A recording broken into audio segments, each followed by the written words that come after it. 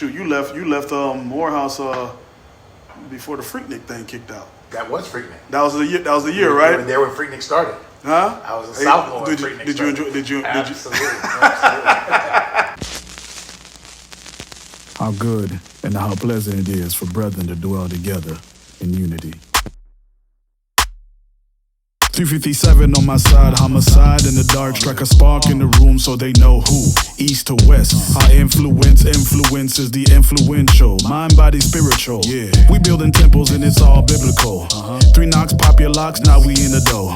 Welcome us in, now we second to kin, bust a ride up the stairs, meet me on the 3rd floor, go.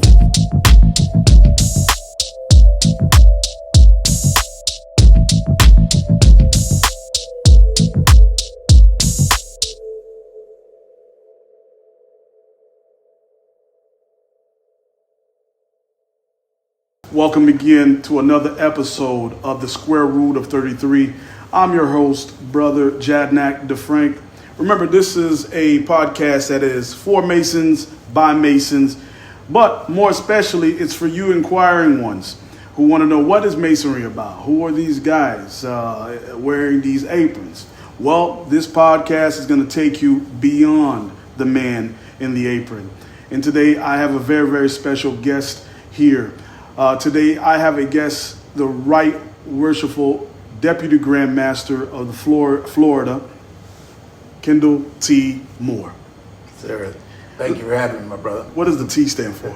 The T is Tyrone. My mama says Tyrone without an E. How about that? Well, thank you and welcome to my home. Thank you for having us. All right, so I wanted to kick off, obviously, with your Masonic journey.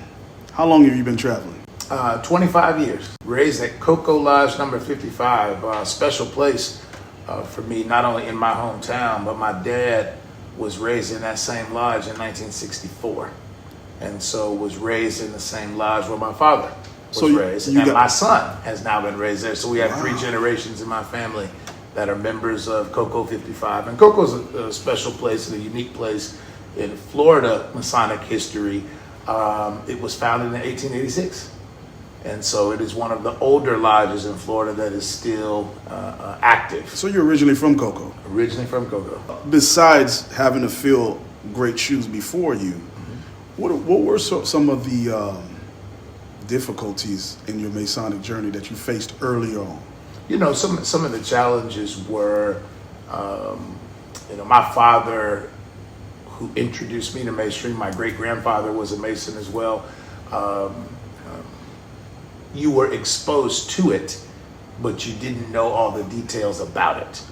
And one of the things that he forced me to do was not just get it from him, but to seek.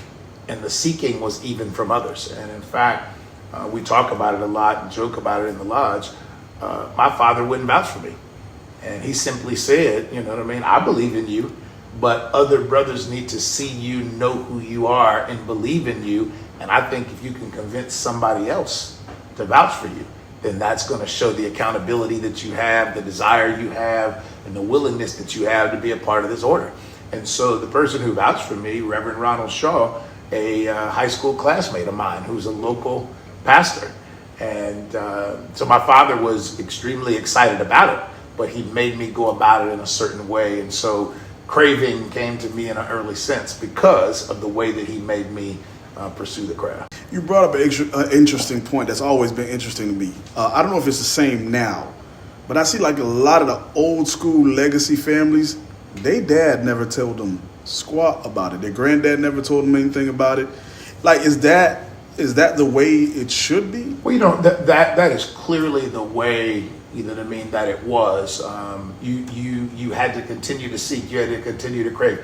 I remember my father being a member of an investigation committee and sitting in someone's home who went to our church, and he continued to ask questions. And at some point, my father stopped him and said, you know, we can't tell you everything, but one of the things I suggest you do is to look around you at the people that are involved in this. Reverend such and such, city councilman such and such, deacon such and such, this particular upstanding man in a community, and assess for yourself if it was all the rumors that you heard, would that person be involved in this? And so you really couldn't know all the details that were behind that closed door. On that second floor, I just saw them putting on black and white suits with a briefcase, walking up, not really knowing what was inside. But as he said, there's many questions we can answer. But when we get to that point that we can't, just think about the people that are involved and engaged. And would those individuals be involved in something if all the rumors that you heard were true? So reputation was very, very important from the start. Absolutely. Absolutely. And he said something to me that I've said to Masons repetitively. When he became a Mason as he likes to say, 1963 and 64, because the process was not microwave at that time. It took him more than a year to become a Mason, right? As he told me, proficiency takes time. And so when it took him that amount of time to become that, he said he came through at a time where in his community, the master and the pastor were on the same level. Oh, man. It was that kind of respect that the community had for the man. And so that helped me to understand not only what masonry meant to him, but what it meant to the community, what it meant to others. Not drawing a parallel between church and masonry, but just that you would expect the leader of this organization to be on the same level, you know what I mean, as a pastor. So it helped me to, put masonry in a certain perspective. I want to take a little insert out of what you just said. And when you said the master is on the same level as the pastor, you say it's not like you want them to run parallel, but they do. If we go into it, there are parallels. They do. Right, there are parallels. Do. I asked a question about the lodge. I'm gonna let you chime in. I asked questions about the lodge because I'm new to my lodge. I'm a new Mason. Period. 5 years, but there had to be some type of relationship here, and now there isn't. Where do you think Masonry and the church went off track? As you well know, the two institutions do share some things. There are some things that we know, we believe, and we honor as a part of our process that are associated with religion, with the church, you know what I mean, and the like. And so they certainly have that connected basis. Separate from that, historically speaking, when you go back to the beginnings that we didn't have lodges, many of our lodges met in churches, right? And from a society standpoint, forget masonry for a second, larger parts of black society were churched than they were today, right? You know what I mean? More of them, and in the church context, they went to the church around the corner on Sunday morning at 11 o'clock. It was much of a different structured society at that time. And so when you looked at the people that were Masons and the prevalent people in society, they were intricately involved in masonry, intricately involved in the church. You saw it again come up in the civil rights era. Right. That when they collaborated together, when Masons participated, didn't necessarily wear a compass and square, you know what I mean, outwardly as a part of it, but reading the history, you saw their participation in that. And so the church, the Masonic organizations, and other community organizations played key roles across the board. So there's always been a parallel. Our Grand Lecturer, Leonard Ross, drew a parallel that I've always shared that I thought was interesting. And he said, Masonry and the church, two perfect institutions inhabited by imperfect people. Oh, it's the man, people that make it a challenge. It's not the institution. The institution in and of itself. If we would live by what those institutions teach, it'd be a much better place. But it's the people that are not perfect, and that's what really creates the uniqueness in the organization. It makes 100% sense. You spoke about the civil rights movement and I'm thinking HBCUs, black fraternities. Go ahead and give a shout out. I thought there was only one other Divine Nine Greek fraternity. I happen to be blessed in spring of 1991, coming up on 35 years ago, to play as a side chapter of Omega Psi Phi Fraternity Incorporated at Morehouse College. I've been doing it since 1921, 10 years after Omega was founded. It's been at that process for a long time. And my son, I shared with you, who's also a Mason, 30 years after me in 2022, plays a side chapter of Omega Psi Phi Fraternity. So the cues are big for us. I want to go to legacy. You brought up your son. Yes, sir. But before I move on to that or go touch on that, I wanted that parallel thing. Give me the parallel with Masonry and fraternity life. You can see, I think, ritualistically across many fraternal organizations, the impact that Masonry had on it. And one of the very simple things to be able to see is that founders of the D9 organizations who were Masons at the time those organizations were founded. And so you see some of the parallels in the principles. You see similar wording and obligations. You see types of things that are shared between the Divine Nine organizations and Masonry. The other part of Masonry, you think about the context of time. Prince Hall in America preceded the Divine Nine organizations by a significant amount of time, right? And so Masonry had proliferated in the United States until the early 1900s when the Divine Nines came about. So you got to think, you know what I mean, in the 1700s, you know what I mean, with Prince Hall, right. In 1870 with the Grand Lodge of Florida, even 1886, you know what I mean, in my home lodge, all of those things preceded the Divine Nine organizations being created. And so you do see, as they were created, their rituals, their thought processes and ideas, many of them share very similar thought processes and concepts as Masonry. So I can hear them now out there. So was the fraternities a training camp into Masonry? I wouldn't say that. What I think the parallel becomes is that thematically, as men, as African American people. Hold on, I'm sorry. What did you just say? Thematically. What does that mean? From a global theme perspective. Okay, across the board, thematically. drawing a I parallel. wasn't gonna let them slide like that. I was like, hold on, you're not gonna say that. It's Thematic. entirely right. But as you look at those across the board, they share certain themes of concepts that we believe in. It's the same thing that you talked about with the religion, right? There's some concepts that we believe in. I think you might say that are universal truths in a sense, right? Okay. So you see them coming across whatever the fraternal colors may be on the Divine Nine side, but also shared in Masonry, right? And those universal truths that come across. There are certain things that we as black men ascribe to.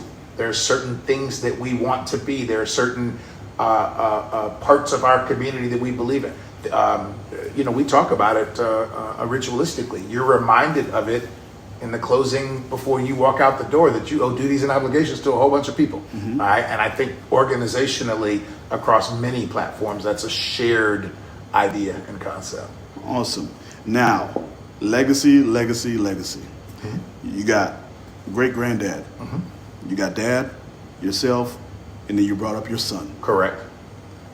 How does that feel?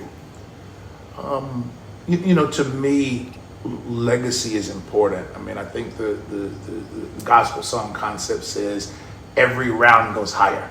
And you and I were talking earlier about kids and other things, right? And one of the things you and I have talked about is you want to build something that they can stand on top of, right? They can always go higher if they can start at a place that was higher than you started. And so I think conceptually, Masonically, my great-grandfather came from Savannah, Georgia to Cocoa, Florida in the early 1920s as a Mason, and that was something that impacted my dad's desire to be a Mason, right? My son growing up saw me doing these things, whether it's community and the like, and it started by him wanting to be a part of the Masonic Kids organization in KOP. And he rose to actually be the Grand Master Knight, which is in essence like the Grand Master of the kids, right? The highest kids organization, which allowed him in Florida to become a Mason at 18 and not 21, right? So he was able to become a Mason at 18. So that, to me, the opportunity to say, here's all the things we've learned in this generation. Let's teach all of that so that you can start at a different place. And I've always kind of drawn it for my son like the sport of diving, right? One generation jumped off the edge of the pool. You were able to go to the 1 meter board, and you hope the kids can go to the 3 meter board, right? And at some point, the generations of us are starting at a plateau that you and I could never dream of. And that's the whole idea and thought, that trying to move that legacy forward. And I think, You know what I mean? As a people, we got to do better than that, to try our best to say we're going to make sure the next generation is going to be in a better place than us. It doesn't matter what you mean better. Better academically, economically, just across all platforms, we're going to do better to get them there. And I think that legacy part for us has been an extremely important scenario, and Masonry has played a part in that. The fraternity has played a part in that.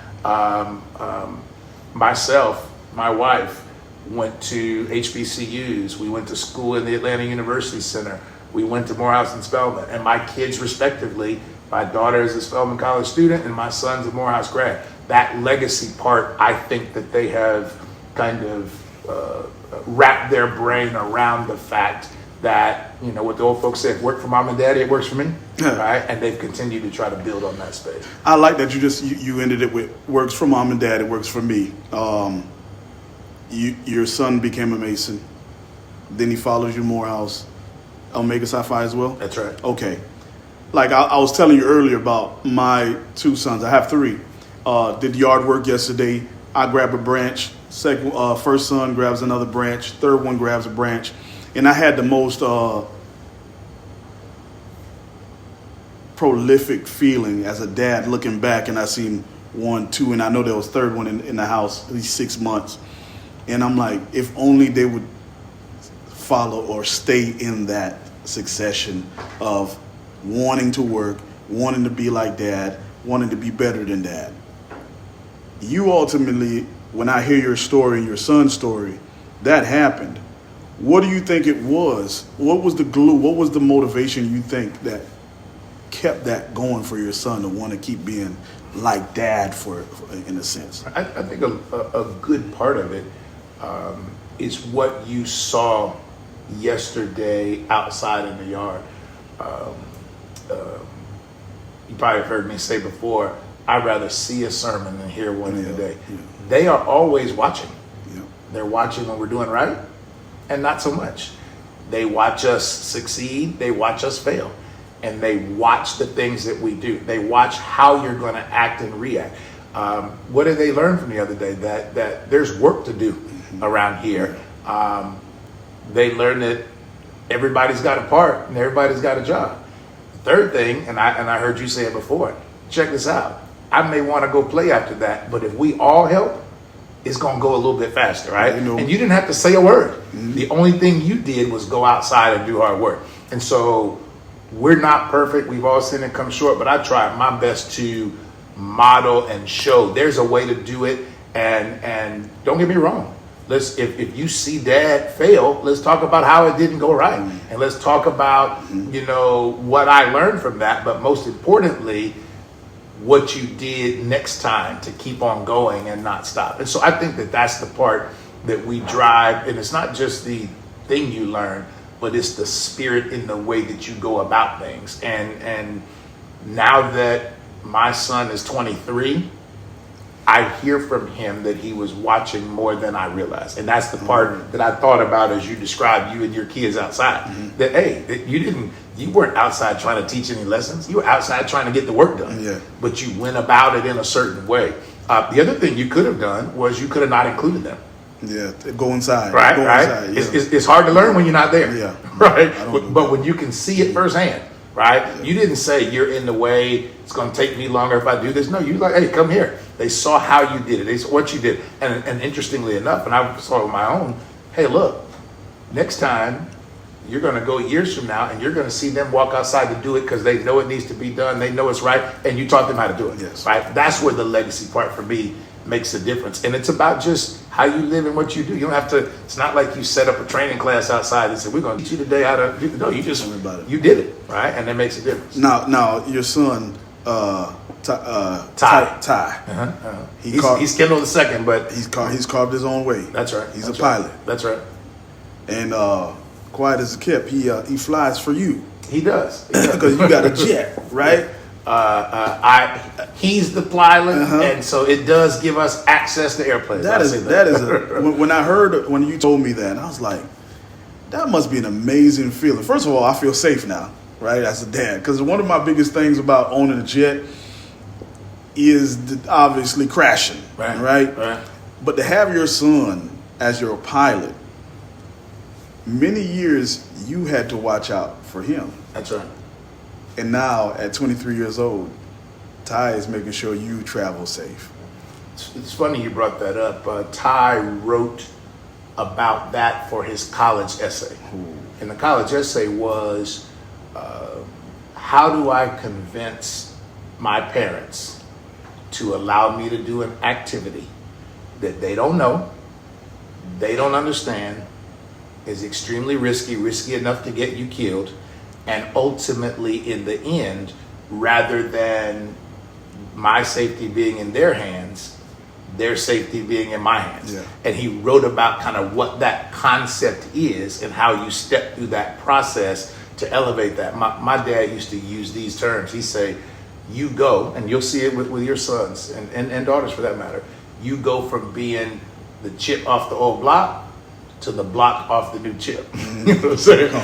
And that's the rub. Whereas we talk about that, I'm on the rise and trying to pull him up. You start to get the feeling like he's coming and he's catching up, and you're trying to hold on so that you could keep going, right? It is a very different feeling, but it helps you know and understand that all those hours of investment, time, energy, and effort, you know what I mean, were not for naught. It makes a difference. So before we move on to your career, I want to finish off legacy with this. Your great grandfather's done such a great job.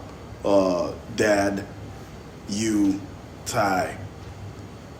What does the grandfather, Kendall T. Moore, want to be like?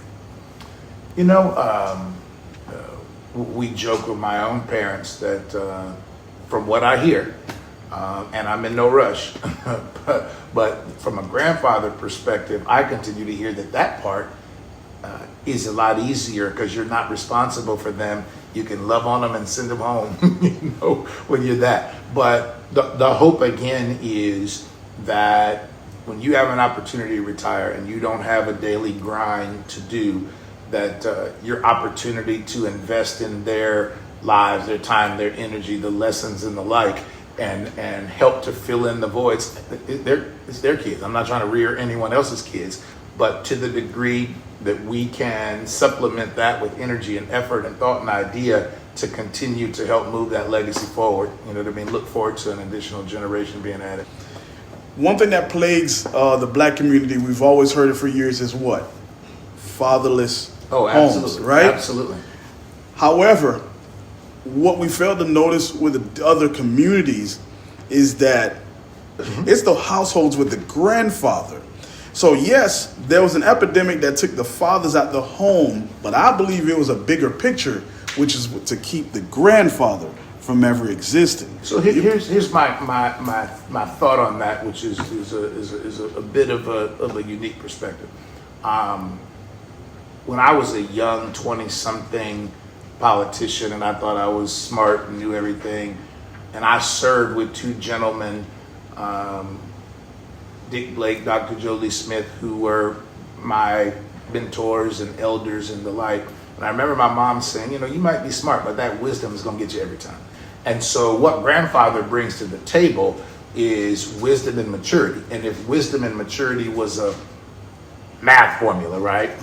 One of the X or Y would be time. And so that level of maturity from the family standpoint is always going to make that person the wisest one in the room. So I agree with you on that. Where I am with the child versus grandchild point is this. I also want my son, as a father one day, I hope, and all that, to also be in a position that if dad gets hit by the bus tomorrow, I want you to be in a perfect place for full-scale responsibility. Gotcha. Not next week, not next year. Now, right? 100%. And so one of the things that allows me to feel comfortable about moving forward today is, if the Lord called me home tomorrow, I feel like he got it. Good. He got it, right? And so part of that is, even though dad or grandfather can do it, allowing that responsibility to assume. Now, I manage, and I presume I manage the grandfather role like I do the father role. It's like the Mike Tyson religion.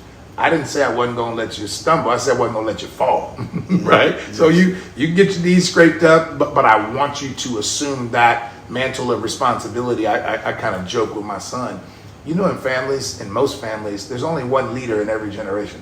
So to the degree that you don't take hold, you're going to be listening to your cousins for the rest of your life, right? That's a good one right there. Or your siblings, right? Yeah, right? So but that cousin one is yeah. What's the big deal? It's only one, right? They're gonna turn to you when somebody die, right? When the funeral come, it's one person they turn to that makes the decisions, and unfortunately everybody else has to go along with those. Typically we don't make community decisions, right? You said granddaddy make the decision. What are we gonna do? What are you gonna do what granddaddy said we're gonna do, right? And so that's part of for me, like you said, I agree with you, mantle never goes away, but I want them to be ready, set, go, because we're not promised time on this. Now you brought up your younger days in your career. Can you let the audience know what do you do? So I'm a lawyer by trade, but our firm is in two principal businesses. We are in the government lobbying business and in the personal injury business. On the government lobbying side, we represent companies that do business with the government. That and historically we had done things around the state. Today, I prefer to sleep in my own bed, and so we represent companies that do business with local governments. What do you mean that you prefer to sleep in your own bed? You're trying to sneak these little... The travel. Oh, got that part. Young okay, man. got you. I don't know what that meant. I was like, man. The travel as a young man, sleeping in hotels 3 or 4 nights a week. Got you. You know what I mean? That's those days we try to make those over. So by doing that, we represent people that work for cities, for counties, for school boards, for the Port Authority, for things where there may be lots of meetings and late night to-dos, but you're at home in your own community and going home at night. It's not 3 or 4 days a week in Tallahassee or other things, around from a travel perspective. And so, the lobbying business gets a weird name, from look around kind of nationally, and the state of Florida lobbyists are always in the mix of the influence business, as people like to say. So it can be a challenging paradigm and perspective, the way people view it, but and that's a large part of what we do every day. You brought up paradigm. Perfect. You've been obviously you're going up the ladder of masonry, as being second, if people don't know, the second in charge right now of the state of Florida. You have more law firm. That's yours, right? Correct. More group. Well, it's more law group. Yeah, law Kendall, group. more law group. That's right. And man, tell us give us a comparison about the journeys of both. And, if you could tie those in together. Right. I mean, it's a tough go. Work is busy, family is busy, life is busy, and we have masonry. I think we all know, and we've been taught though, that you've got to do those things and do them well before you get to masonry, right? Yeah. When I hear brothers tell me, because of masonry, my life, my wife, my job, masonry never told you to put the masonry first before those, right? That's not what masonry teaches.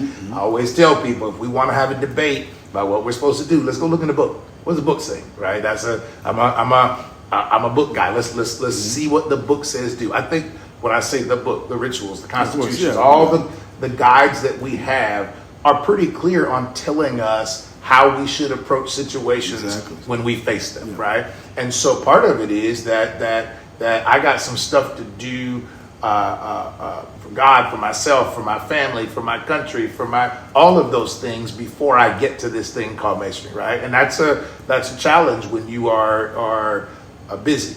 On the flip, I always say to people, we can't complain about something that we volunteer for. You don't have to do this, right? You don't have to do this. And I was reminded by a high-ranking Mason, a Grand Master in another jurisdiction once, if you don't want to do this, there are other people who have a great desire, who are in line waiting for this opportunity to do it if you don't have a desire. So let's not complain about the amount of time and energy and effort it takes. You volunteered to stack these responsibilities on top of what you already have. So it is certainly a challenge. I mean, I still work, 60 plus hours a week. I still do. And at the end of that, I take on my Masonic obligations. I travel.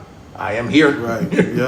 On your way somewhere else. On my way somewhere else, right? Yeah. And so it's a part of what's required to keep this organization going. I tell people, when you decide that you want to be an elected officer in Prince Hall Masonry, you take on the management, operational, financial obligations of this. We don't look at masonry that way, but what is the most worshipful union Grand Lodge of Florida, Prince Hall affiliated Masons.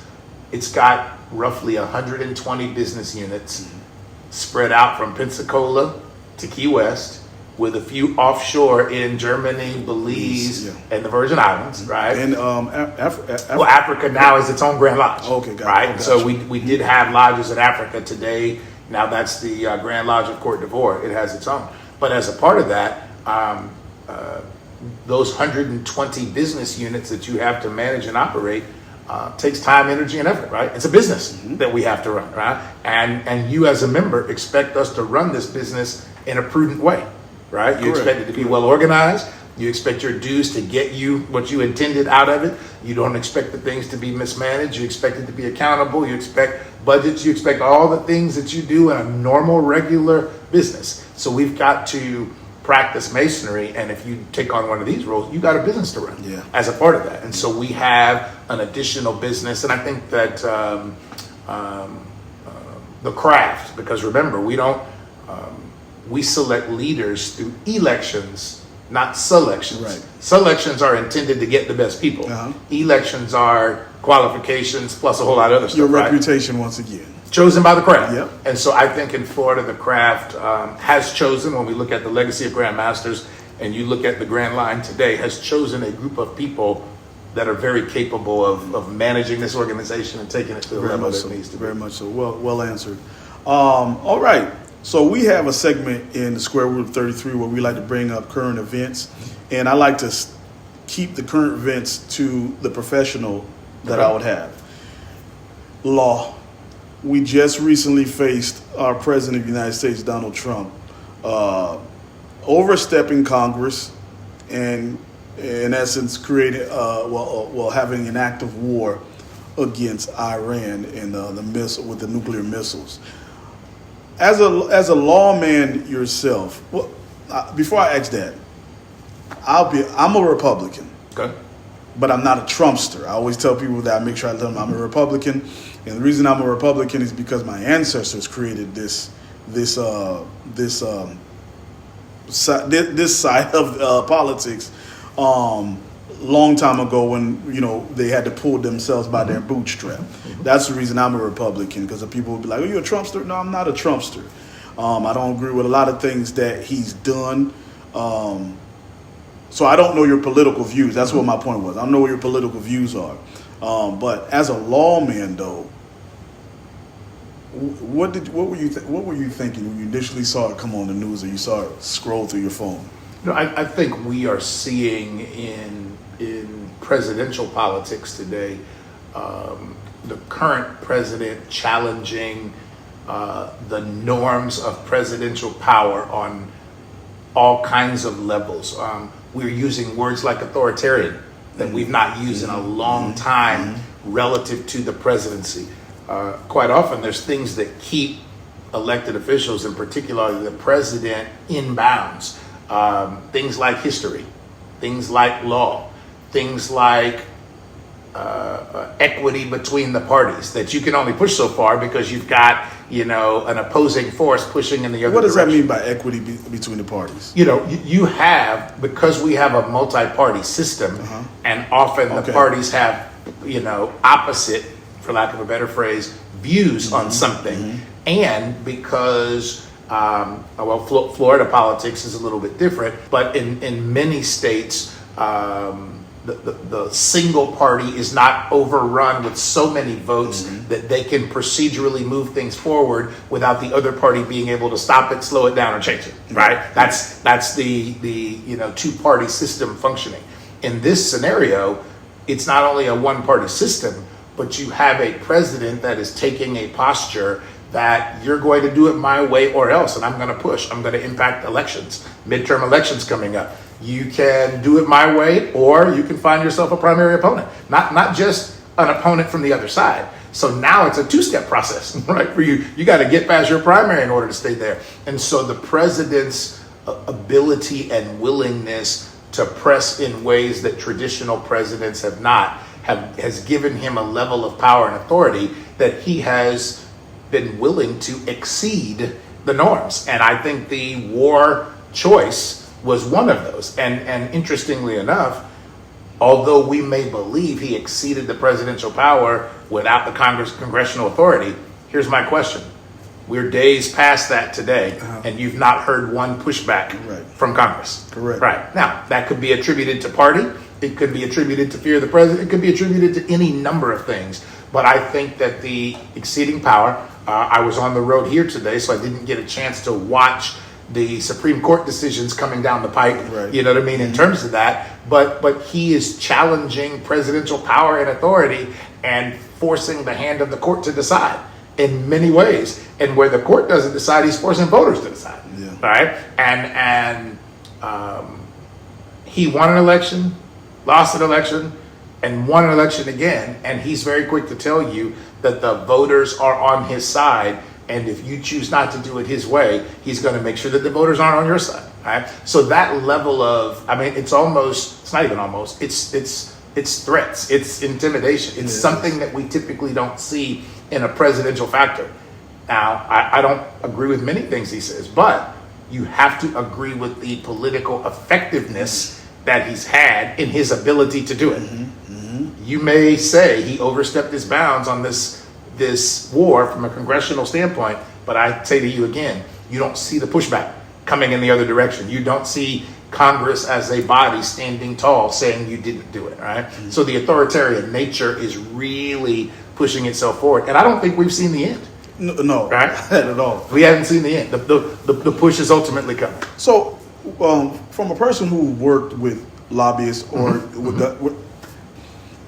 with a candidate coming in hot like that, why would lobbyists get behind that? So there's a political and practical side to this business. What is it that you get from a lobbyist that you wouldn't get from others? People think that it is some smoke-filled rooms, back rooms. You're getting something else that people aren't. No, what is a candidate willing to give me based upon a relationship? Two things: access and information. I would like you to take my call and hear me out. Most of the time, the answer is probably no, but you at least are going to hear me out. And then the information part is I'm asking you to share with me. If you don't agree with my position, tell me why, so that I can then decide, the client can decide whether or not they're going to morph or change their position so that they can achieve you saying yes to what it is, right? And so people then complain about the money in the process. Well, campaigns are the process by which elected officials are created. Got to have a campaign. Right. Campaigns cost money and they're funded by money, and certainly lobbyists, all kinds of special interests, and lots of people contribute to campaigns. Does that mean that the person is going to do something differently? Does that mean they're going to say yes to me? Does it mean do it my way? No. I mean, elected officials tell me no every single day, right? I always tell people, and tell my clients every day on the political side, if somebody guarantees you a yes, you should probably run in the other direction, right? That's not legal, right? You know what I mean? This business has no guarantees associated with it, right? Secondly is you have to understand your place. If you're the elected official, the people elected you, not me.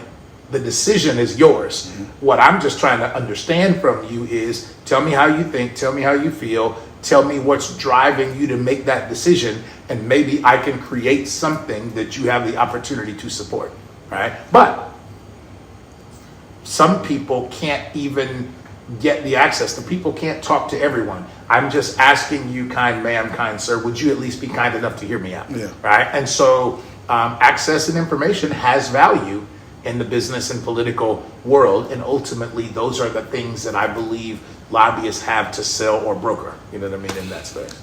Now, you were right when you said it's been some odd days in Congress. We haven't heard anything from Congress. And so some people, they might feel like, once again, our president is getting away with breaking the law. We're a couple of Florida boys, and we know this July 1st, we are getting ready to have a whole set of new laws enacted into the state of Florida. And a few that stands out is the law enforcement and other government officials law, and a couple of other law enforcement laws that in essence protect the law officers and the paramedics. And I say that to say this because of the history that we've had in the last 10 years with police brutality and people asking for justice and whatnot. But here we are with new laws protecting what we've been asking to be, I guess, checked and balanced. You want to expand on that? I think the best answer I have is a recent conversation I had with a group of 14, 15, 16-year-old black males, right? Just who we used to be. And their greatest single concern is when I find myself interacting with the system that I'm not going to get a fair shot, right? And the laws that were coming down the pipe concerned them that not only is it not a fair shot that I may come across a law enforcement officer or something on the street not to get a fair shot, now it seems like you are building a legal construct that isn't fair to me, right? That what I see on the books isn't fair, right? And then third, you and I have talked about that before, that you have a president that has a legal past associated with that. And we saw, it's not the president's past that's the issue.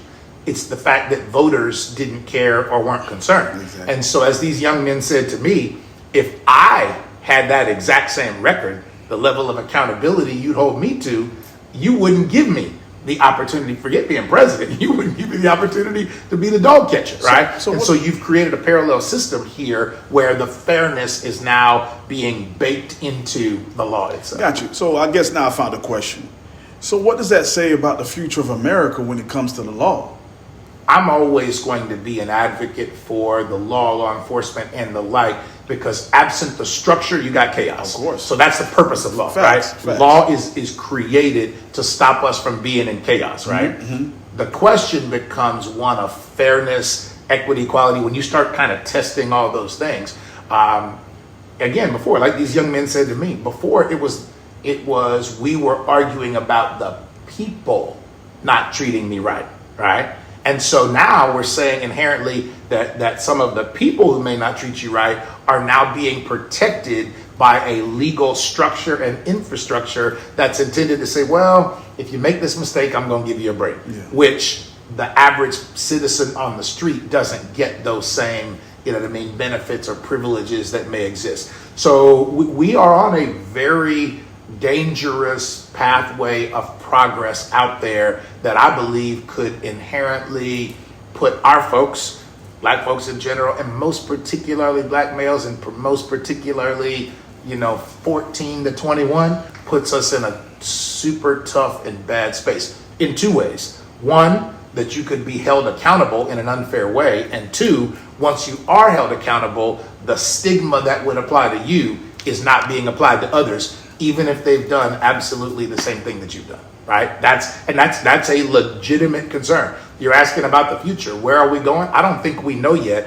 And you and I talked about that, the pathway of progress of what we've seen in the state of Florida, what we're seeing on the national level. We've not reached the end quite yet, right? The pinnacle may still be there. And so we're still measuring the wounds before we get to the process for recovery, right? The recovery part still isn't there because we are still on that pathway of progress. That we are still getting the knife is still going in deeper, right? So we hadn't made it to the ER yet, right? And that's part of the concern, relating to that. I'll give you a good joke. You asked me about my politics. I don't agree with a lot that the Democratic Party is doing today, but I am still a good Democrat. I think if I was if it had been before, I consider myself a pretty conservative Democrat in the sense that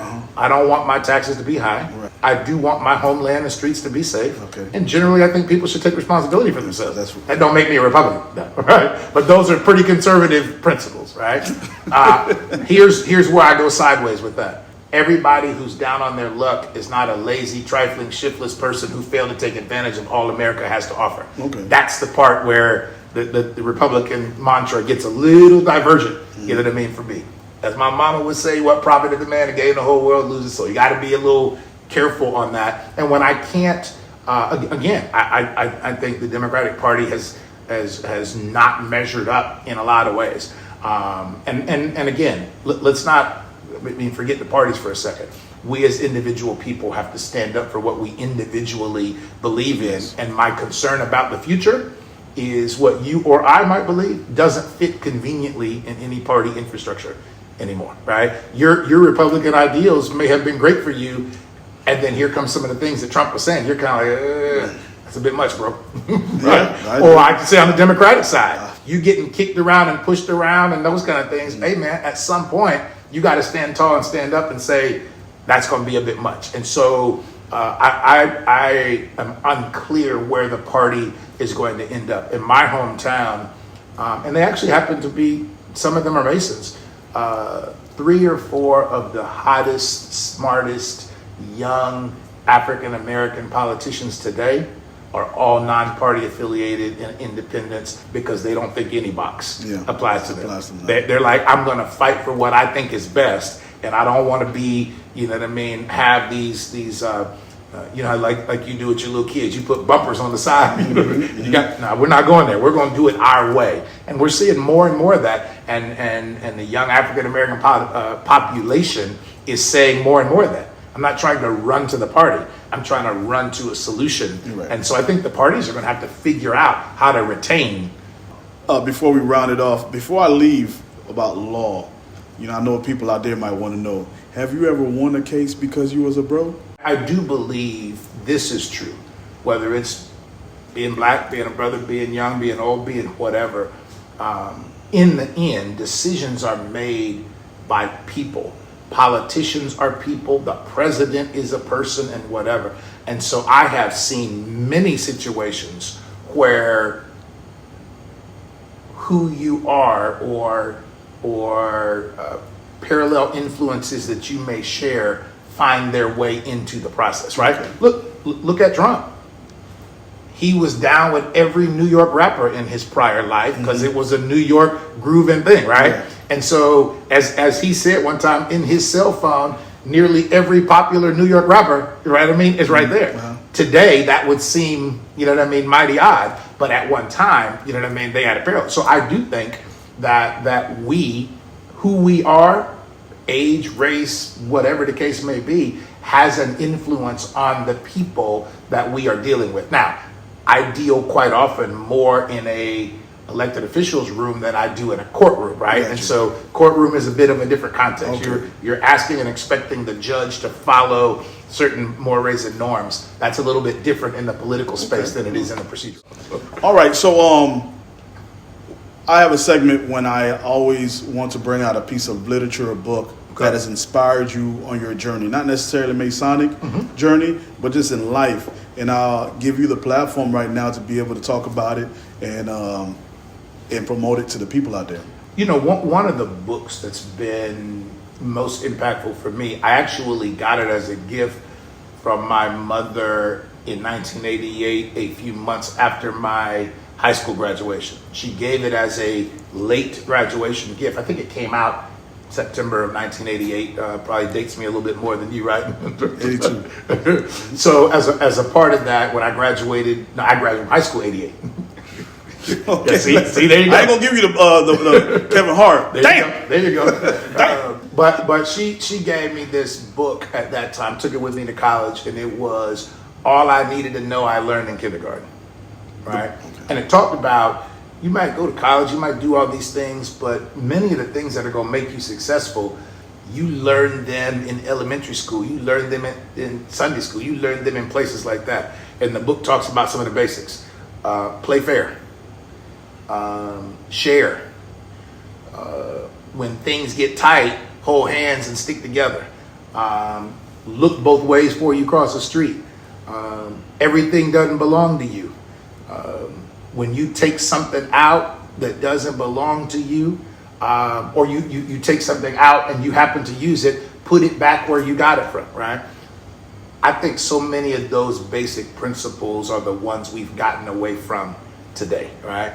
And so in this political game that I'm in, I always try to say, hey man, you could do it away or make a shortcut or whatever, but everybody's going to be better off if we play fair. Sometimes I'm going to win and sometimes I'm going to lose, but play fair. The whole hands and stick together. Masonically, I tell folks in my zone, I tell the brothers in the jurisdiction, collaboration is going to get us farther than competition, right? That whole hands and stick together. We can do this better together than we can apart. And so some of those things from that book now, almost 40 years later, still impact me in a way that I think they mean as much to me today as they did before. You know what I mean? We part of the book says, you're talking about Iran, you're talking about all those things. What if every world leader just did those basic things? Play fair, share, keep your hands off stuff that don't belong to you, right? Hold hands when things get tight. Pretty simple, basic to-dos that I think we abandon and think we gotta be so high, mighty, so academic, so deep, so whatever. And some of it's not quite that deep. It's the basics that we forget. And the book says elementary school or kindergarten and Sunday school have much better lessons than we probably got in 12th grade, in any kind of college, in law school, in whatever. It's just those basics, and we get away from them, and I think it hurts us to a significant degree. So we try to go back to the fundamental basics. And I think what's helped me in that, talking about the whole hand stick together and all that, what you see in politics, you were talking about it, is so transactional today. I don't really know you. I don't really care about you. I don't really whatever. We got this deal to do, and when we're done, I'm done. That has never really worked for us. We've built real solid relationships with the people that go, and with that relationship comes trust, right? Yes. You know that I wouldn't say something or do something that's going to harm you, that's going to be illegal, that's going to be whatever. So you may give me the time of day because I've built a real, honest relationship with you. And I think that that's one, man, that we struggle with today, that the value of relationships has gotten farther and farther away from something that's important. And it sounds like, once again, reputation. Oh, all day. Reputation. You can't shake that, right? I'll always say that, you know, your reputation is something. It's like you're given this particular lot, and the more you cut out of it, the more you cut out, it's hard to go back and build it back up, right? It may be the bottle you can't fill up anymore, right? And so you try to do your best. Does it mean you're always going to succeed? No. Does it mean that we're going to always agree? No. But I say this to you: we can battle it out all day. I just don't want you to put the knife in my back when I turn around. Right. That's the trick. That's what I mean by trust and fairness and reasonableness. Those kind of principles that we don't seem to care about very much. And so the book, once again, all I need to know, I learned in kindergarten. All I need to know, I learned in kindergarten. Well, Brother Kendall T. Moore, I appreciate you once again for bringing us into your life's travels. And I know you got to travel some more today. Yes, sir. Guys, once again, this is the Square Root of 33. I'm Brother Jadnack DeFranc. I want to thank my guests for coming here today. And like always, Samote it be. Enjoy your day. How good and how pleasant it is for brethren to dwell together in unity. 357 on my side, homicide in the dark, strike a spark in the room so they know who. East to west, our influence is the influential. Mind, body, spiritual. Yeah, we building temples and it's all biblical. 3 knocks, pop your locks, now we in the dough. Welcome us in, now we second to kin, bust a ride up the stairs, meet me on the 3rd floor, go.